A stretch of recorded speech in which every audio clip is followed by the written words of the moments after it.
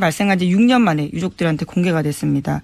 서울 북부지검은 어제 그동안 공개하지 않았던 박용철 씨의 통화 기록이 담긴 수사 기록 100쪽이 넘는 것을 복사해서 유족에게 전달했습니다.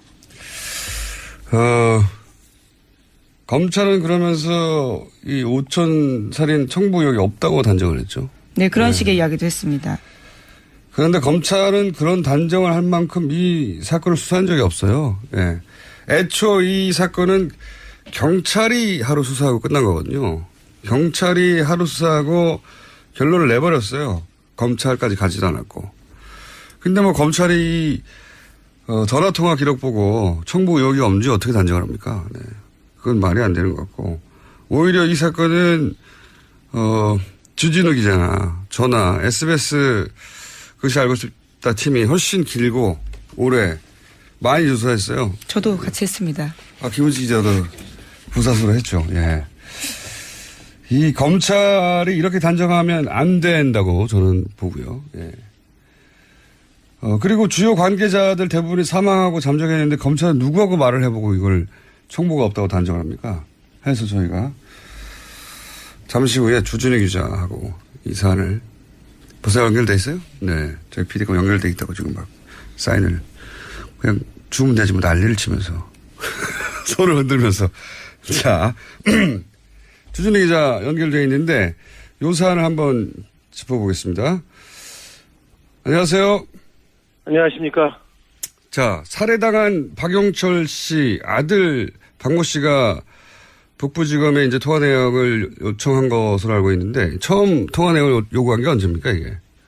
사실 3, 4년 됐습니다. 줄기차게 요청했는데 주지 않았습니다. 검사들이. 그래서 7개월 전인 2016년 12월 7일 소송을 제기했습니다. 소송을 7개월 전이네요. 그러면 당시 이게 북부지검이죠. 북부지검에서 유족에게 통화 내역을 몇 년간에 걸쳐서 주지 않았던 이유는 뭡니까? 뭐라고 하면서 안 준 겁니까? 수사기법 기밀 누설 그리고 불필요한 분쟁을 야기할 것이 우려된다는 것입니다. 무슨 수사기법이 누설된다는 거죠? 없죠. 항상 답이 짧아요. 불필요한 분쟁은 뭘 의미하는 겁니까 그럼? 아마도 박근혜, 박지만, 정윤회 등 실세들이 그 이름이 나오는 것이 어떤 분쟁을 일으키는 거 아닌가 이렇게 생각합니다. 검찰이 그렇게 생각했을 것 같다. 예. 그런 당시는 이제 박근혜 전 대통령이 집권하는 시기였으니까요. 그런 실세들 네. 이름이 등장해서 문제를 일으킬 수 있으니까 하지 말자 이런 의미였을 것이다. 예. 분쟁이 필요한지 아닌지는 검찰이 판단하는 게 아니라고 보는데, 자, 여하간, 유족이 행정법원에 이제, 소를 제기한 게 올해 1월 4일이고, 승소는 6월 초에 했던 것으로 기억을 하는데, 예. 그럼 이제 유족이 이 자료를 직접 받는 데까지 이렇게 거의 한 달 가까이 걸린 거죠? 재판에서 그 내용을 공개하라, 유족한테 줘라 이렇게 했었는데 주지 않았습니다. 변호인들이 계속 요청을 했어도 담당 검사는 결재가 나지 않았다고 주지 않았고요. 그리고 누구한테 물어봐도 대답을 안 했습니다. 그러다가 공판 검사였던 김명옥 검사가 변호인한테 자료를 제공하겠다고 하면서 다시 제공했습니다. 하지만 자료가 다 지워진 채로 전달됐습니다. 그래서 지금 변호인들과 가족은 소송을 다시 해야 되는 거 아닌가 지금 그렇게 고민하고 있습니다.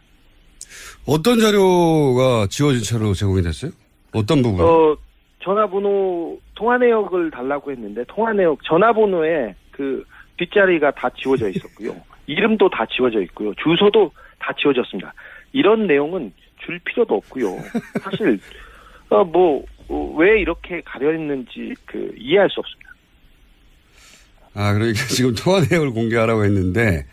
예, 통화 내역을 다 지우고 줬습니다. 네, 꼭 필요한 통화한 사람의 이름, 그리고 통화 상대방의 뒷번호, 그리고 그 주소를 지운 채 줬다고요? 예. 네. 그럼 이건 공개한 게 아니잖아요, 이게. 네, 그렇습니다. 그래서 다시 그걸 지우지 않은 버전을 달라고 공개를 소를 제기할지도 모른다. 다시 한번 그런 거고요. 네네. 근데 이게 이제 개인정보보호법상 보호 대상이 되는 게 맞나? 일부의 개인정보를 삭제하고 줬다고 하는데?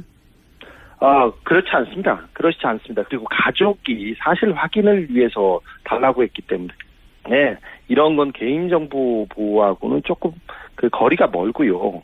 그냥 가려서 줬어요. 자기네 멋대로. 지금껏 그랬습니다.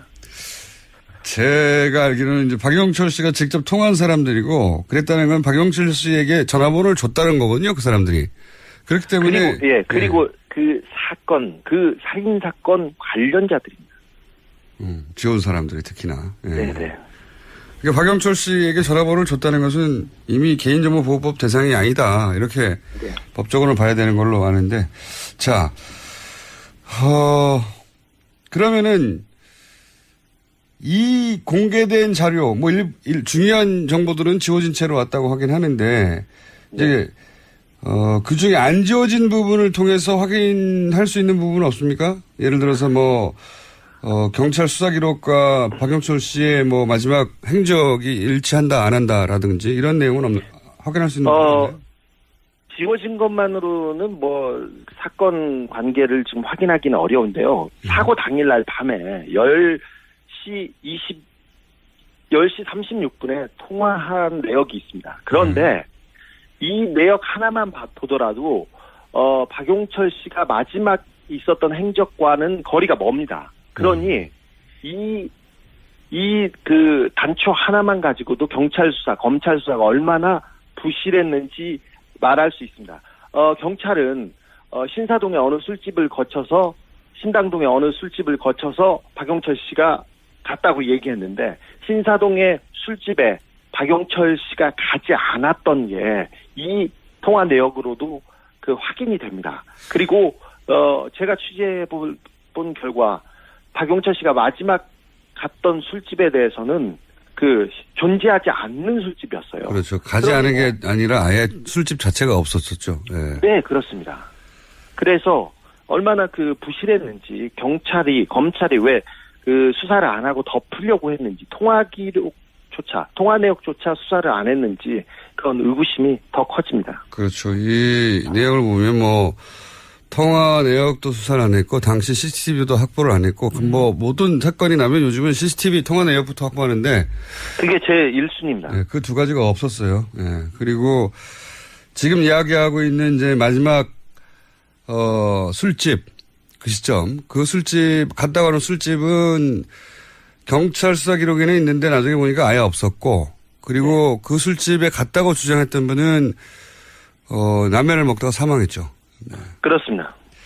자, 한두 가지만 더 여쭤보겠습니다. 이 정도 마무리하려고 하다가 생각해 보니까 혹시 이제 지금 몇 년째 계속 후속 취재를 하고 있는데 최근에 이 사건과 직접 혹은 간접 관계 있는 인물 중에 보도된 사건 말고 또 다른 사건이 혹시 있는 게 있습니까? 아까 라면 먹다 죽은 분이 있었지 않습니까? 네. 그리고 또 이 살인사건의, 오촌살인사건의 핵심 당사자가, 지난해 심장마비로 갑자기, 사망했습니다. 박지만 씨의 수행비서 또는 그렇습니다. 그분이 갑자기 사망했죠. 박지만 씨의 비서실장. 이 오촌살인사건의 가장 핵심 인물이라고 할 수 있죠. 인물로 꼽히는 정용희 씨라는 사람이 최근에 지난달에 자살 미수 사건이 있었습니다. 자살 미수. 동해안에 실종 신고가 돼서 동해안에서 차를 찾았는데 자살 미수 사건으로 경찰까지 출동했는데 이게 조금 석연찮습니다. 주변에는 유서를 써놓고 갔어요. 그런데 유서를 수차례 남기고 왔고 유서를 쓰긴 했는데 자기는 죽을 뜻이 없다는 얘기를 여러 군데 하고 갔습니다. 그러니까 나는 죽지 않겠다 그러면서 유서를 쓰고 사라졌는데 조금 이 문제도 굉장히 좀 미스테리합니다. 지금 생명에 지장은 없는데 정 씨는 지금 자취를 감춘 상태입니다. 굉장히 이상한 사건이에요. 그러니까 본인은 자살하지 않는다고 주변에 계속 말해왔는데 요약하면 네. 그런데 자살 미수가 있었던 날 그때 남긴 내용을 보니까 자기는 자살할 생각이 없으니까 자살을 막아달라고 하는 내용이었고. 네. 그리고 그렇게 자살을 안 한다고 했는데 자살하려고 하던 상태로 발견이 됐고 그때 남긴 문서는 나는 자살할 생각이 없다는 내용이었네요. 아니요, 유서는 예. 그 마지막 유서는 예. 나는 죽습니다 이렇게 했는데 네. 그 전까지도 계속해서 유서를 썼고요. 그리고 주변 지인 그리고 가족들한테는 나는 절대 죽지는 않을 거야. 절대. 나는 절대 죽지는 않을 거야. 계속 얘기를 하고 다녔습니다. 그러니 약간 미심쩍은 행동을 계속 해왔던 거는 사실입니다. 최근 몇 달 동안. 그러니까 이제 소위 본인이 주변에는 자기는 안 죽는다, 절대 자살 안 한다라고 말을 하고 자살 미수 네. 사건이 있긴 했으나 이게 네. 혹시 자살 당할까봐 하는 게 그렇죠. 아니라 무서워서 두려워서 이런 이해하지 못하는 일들을 한 것이 아닌가 뭐 이렇게 해석될 수 있는 소지가 있다는 거네요. 예. 네, 수사 관계자도 자살 시도가 아니라 자살 당할 것 같은 시도였다고 그렇게 얘기를 합니다. 또 무서운 일이 또 벌어지는군. 정경훈 씨는 그러면 지금 후속 취재가 됩니까? 네, 지금 병원에서 나와서 어디에 잠적해 있는데요. 어느 절 주변을 이렇게 전전하고 있다고 하는데 사실 정용희 씨가 조금 두려움에 떤 지가 좀 몇 달 됐어요. 이분은 박지만 씨한테 버림을 받았고 정윤혜 씨는 친척형입니다. 친척한테 버림을 당해서 지난해부터 계속해서 조금 자기가 신변의 위협을 받고